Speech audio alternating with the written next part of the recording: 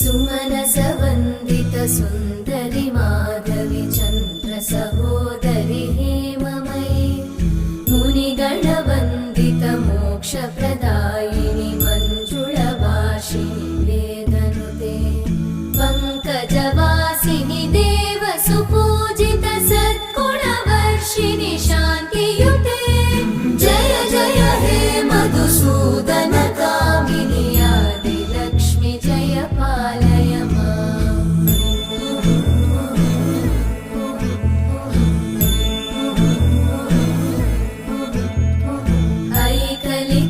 ऐकलिकल्मषनाशिनि कामिनि वैदिकरूपिणि वेदमये क्षीरसमुद्भव